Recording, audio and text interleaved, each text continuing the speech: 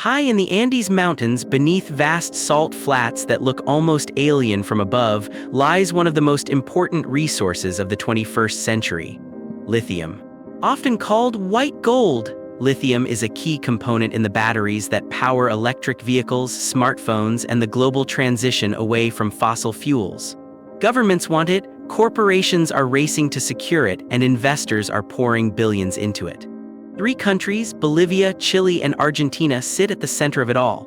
Together, they form what's known as the Lithium Triangle, a region that holds more than half of the world's known lithium resources. But this isn't just a story about minerals.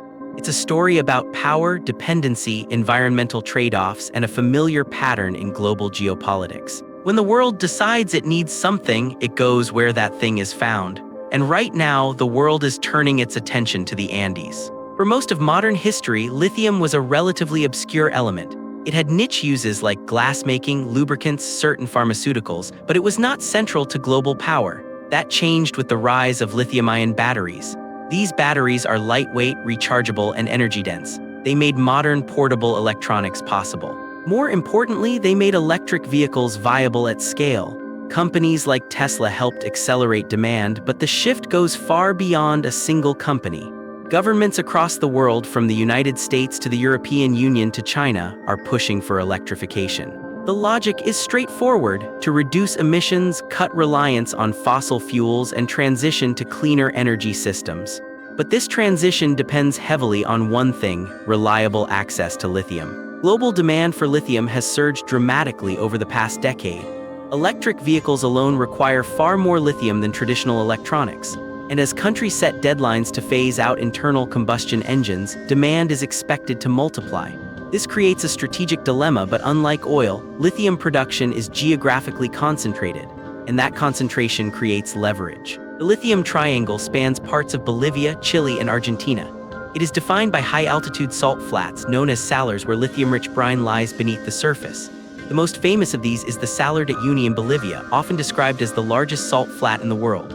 Nearby are Chile's Salar de Atacama and Argentina's Salar del Hombre Muerto. These environments are harsh, dry, remote, and extreme, but they hold immense reserves. Not all lithium deposits are equal. Lithium can be extracted from hard rock or from brine.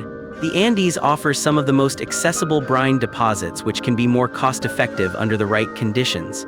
This gives the region a competitive advantage. And in geopolitics, cost efficiency often translates into influence. There is a recurring pattern in global history. When a resource becomes essential, demand rises.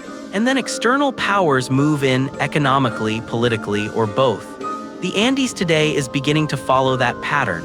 Major players, including China, the United States, and European states, are seeking supply agreements, investing in mining projects, and forming strategic partnerships.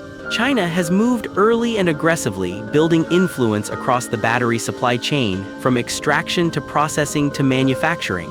Its companies have secured stakes in lithium projects across South America, positioning themselves close to the source. The United States and its allies are also responding as they push to diversify supply, invest in partnerships, and reassert influence in regions that were previously seen as peripheral. The concern is not just access to lithium, but dependence on a supply chain that runs through strategic competitors. No one is invading the Andes, but everyone is trying to secure a position within them. For countries in the Lithium Triangle, lithium represents a major economic opportunity for increased export revenues, job creation, infrastructure development, foreign investment, and a chance to move up the global economic hierarchy. But there is also a risk, which economists often refer to as the resource curse, where countries rich in natural resources do not always translate that wealth into broad-based development.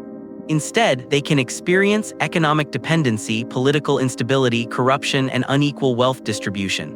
The challenge is not just extracting lithium, but rather managing it effectively. Lithium extraction in the Andes depends on water. Large volumes of brine are pumped from beneath the salt flats and left to evaporate, a process that requires time, land, and environmental stability. But this region is one of the driest on Earth, and water is not just a resource here, it is a constraint. As extraction expands, pressure on local water systems increases. Communities that depend on limited supplies for agriculture and daily life begin to feel the impact. Many of these communities are indigenous with long-standing ties to the land. For them, lithium is not just an economic opportunity, it is a source of uncertainty. Lithium is essential for clean energy technologies, but extracting it can have environmental costs and creates a paradox where the transition to a greener world may depend on processes that are not entirely green. Chile has taken a relatively open approach, allowing private companies to operate within a regulated framework. This has made it one of the world's leading lithium exporters. Bolivia has moved more cautiously, emphasizing state control and seeking to retain more value domestically. But this has slowed development and introduced technical challenges. Argentina sits somewhere in between. It allows foreign investment but operates within a decentralized system where provinces play a major role. There is no universally correct strategy, but the differences matter because they shape how each country participates in the global system. As the world moves toward electrification, lithium becomes a strategic resource, similar in some ways to oil in the 20th century. Countries that control supply chains gain influence while those who depend on imports face vulnerability. Recent global disruptions have highlighted how fragile supply chains can be, and lithium is no exception. Concentration in a few regions increases risk.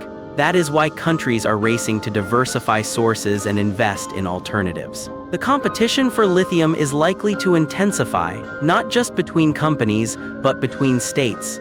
This competition will shape trade relationships, diplomatic strategies, and possibly even future conflicts. It is important to note that lithium is not guaranteed to remain dominant forever as battery technology continues to evolve.